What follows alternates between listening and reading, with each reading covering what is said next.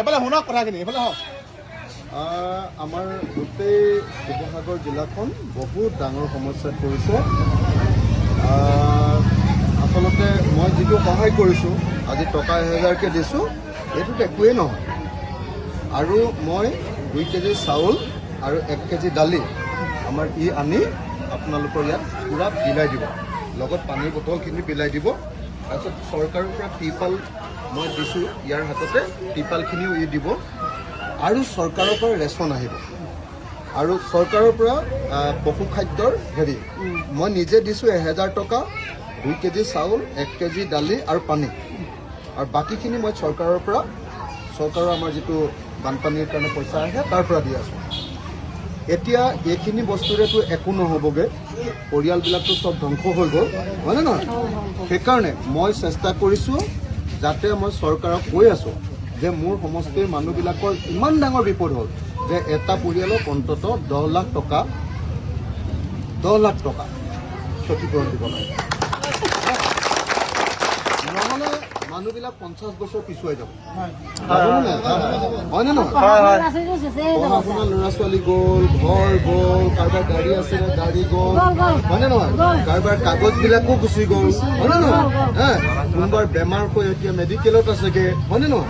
পৰিস্থিতি খুব বেয়া সেইকাৰণে মই কৈ আছোঁ যে চৰকাৰে এই গোটেই সমস্যাটো ৰাষ্ট্ৰীয় সমস্যা ৰাষ্ট্ৰীয় দুৰ্যোগ নেশ্যনেল কেলামিটি ডিক্লেয়াৰ কৰিলেহে ভাৰত চৰকাৰৰ পৰা পইচা আহিব হয়নে নহয় অসম চৰকাৰে ইমান পইচা দিব নোৱাৰে আৰু যিবিলাক মানুহৰ লোন আছে এইকেইদিনততো লোন ঘূৰাব লাগিব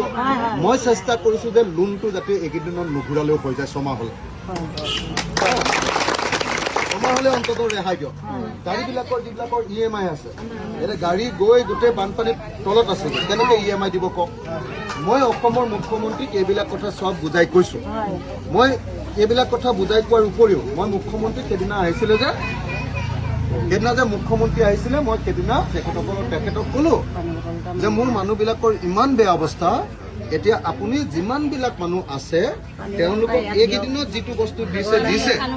কিন্তু অকণমান পানী শুকোৱাৰ লগে লগে এতিয়া শুকাইছে নহয় চবৰ ঘৰতে মই 5 কেজি চাউল 2 কেজি দালি 1 কেজি নিমখ তাৰপিছত আপোনাৰ কি কয় মিঠাতেল 1 লিটাৰ আৰু কিবা কিবি সৰু ল'ৰা ছোৱালীৰ খোৱা বস্তু আৰু পশু পক্ষীৰ বস্তু মানে গৰু ছাগলীৰ বস্তু এইবিলাক দিবৰ কাৰণে কৈছোঁ মুখ্যমন্ত্ৰীয়ে এনেকৈ এটা পেকেট বনাই মুখ্যমন্ত্ৰীৰ সাহায্য কিট বুলি এটা বস্তু বনাই মোৰ ইয়ালৈ পঠিয়াই দিছে মই চবৰ ঘৰতে আপোনালোকৰ ঘৰে ঘৰে মণ্ডল বা ৱাৰ্ড মেম্বাৰে গৈ নহ'লে বা গাঁওবুঢ়াই গৈ ঘৰে ঘৰে আপোনালোকৰ এইটো দি দিব এইটো 5 কেজি চাউল থাকিব ওপৰত মুখ্যমন্ত্ৰীৰ সাহায্য বুলি ক'লে মই কৰাই লৈছোঁ মুখ্যমন্ত্ৰীক কৈ দেই তো এইখিনি কৰিছোঁ কিন্তু মোৰ আচল কথাটো হ'ল দৰকাৰ হ'লে আপোনালোকে মোৰ লগত ওলাবলগীয়াও হ'ব পাৰে মুখ্যমন্ত্ৰীক ধৰিবলৈ গুৱাহাটীলৈ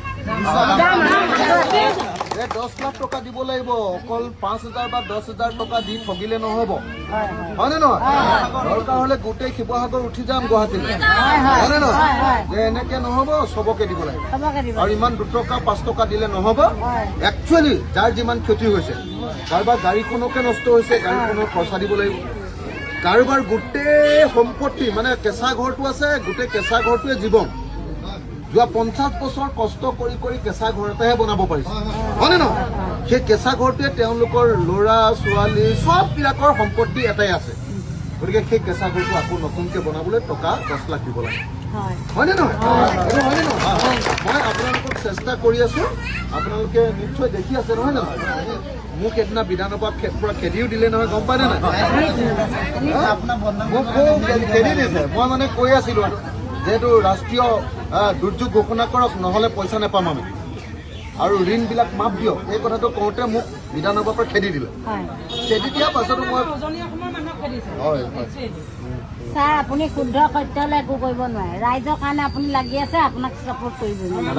আৰু এটা আমাৰ কথা ক'ব বিচাৰিছোঁ যেহেতু আমাৰ গেছৰ যোনটো এটা বুকিং কৰিলে মানে গেছটো পায় এতিয়া মানুহবিলাক খৰি চৰি ব্যৱস্থা হেৰিটো কমাই দিব লাগিব কিন্তু বস্তুখিনি দিছে গেছৰ যোগানটো আমাৰ কোনো মই এইটো কৰি দিয়া এইটো কৰি দিয়া যাতে মানুহৰ গেছটো নাইকিয়া হ'লে দাদা পটককৈ ল'ব পাৰে। চিয়'ৰ চিয়'ৰ ছাৰ, মই আৰু এটা এইখিনি কথা কথা এতিয়া ক'লোঁ। আৰু যদি কোনোবা পৰিয়ালৰ মানুহ হস্পিটেলাইজ হয়, হয় অনুপক কৈ দিলে, মই প্ৰত্যেকটো পৰিয়ালৰ কাৰণে অনুপে মোক ফোন কৰি লিষ্টখন দি দিলে, হয় বাবুলে মই আপোনালোকৰ বেমাৰী মানুহৰ কাৰণে চবৰ কাৰণে যাৰ যাৰ মানে হস্পিটেলাইজ হৈছে তেওঁলোকৰ কাৰণে অলপ অলপ পইচা 5,000 10,000কে মোৰ পকেটৰ পৰা দি দিব দেই। হয় গতিকে আপোনালোকে মোক জনাই দিব কথাটো কিবা প্ৰব্লেম হ'লে হ'ব। ছাৰ আৰু এটা কথা ক'বলৈ অলপ পইচা দিয়া নাই।